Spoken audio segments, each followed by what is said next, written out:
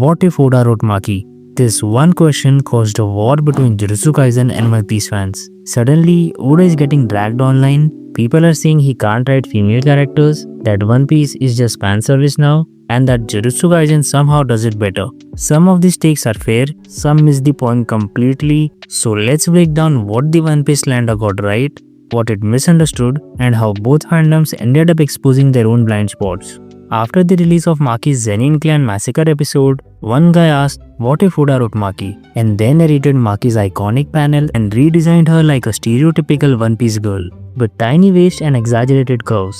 And instantly, her aura was gone. This meme alone highlighted one of the biggest criticisms One Piece has had for years, the over-sexualization of female characters. And honestly, this part of criticism is valid. One Piece is set in a world where people communicate through snails and deliver newspapers with birds. But somehow, most female characters are dressed like a modern thirst trap poster. Take Bonnie for example. She's just a 12-year-old kid.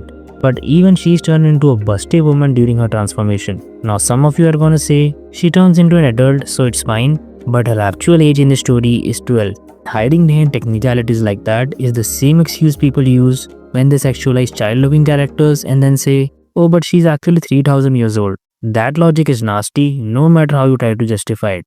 You don't need to give every female character exaggerated proportions to show that they are grown. Plenty of adult women exist with normal body types. The comment section was full of people admitting that the character designs are so off-putting that it stopped them from even giving the series a real chance. Others were joking that even the edited version of Maki was still too modest by One Piece standards. But the memes didn't just end there.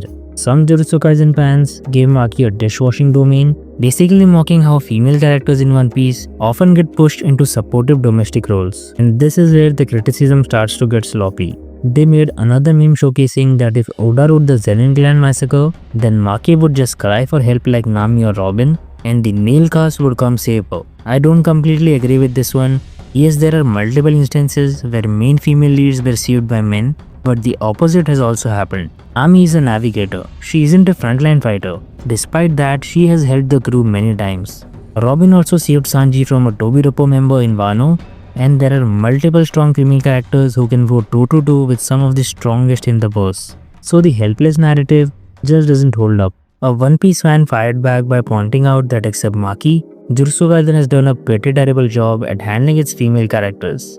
Nobara was sidelined for a massive chunk of the story despite being part of the main trio. Yuki, the only female special grade sorcerer who was built up from the start, her death was so sudden and underwhelming. Yuruzu existed mostly to glaze Sukuna and handed him a weapon that barely mattered. So outside of Maki, Jujutsu Kaisen hasn't done a great job with its female cast either. While I agree that One Piece has a real issue with sexualized character designs, Jujutsu Kaisen fans acting like their series is some gold standard of female character writing is wild. If this slander was coming from fans of Attack on Titan, Reiren or Full Metal Alchemist, shows that have great female characters with long-term relevance and amazing character development, then the criticism would actually make sense. But when two series that both fumble their female cast start throwing stones at each other, it just turns into mid versus mid. The slander didn't just stop at character writing.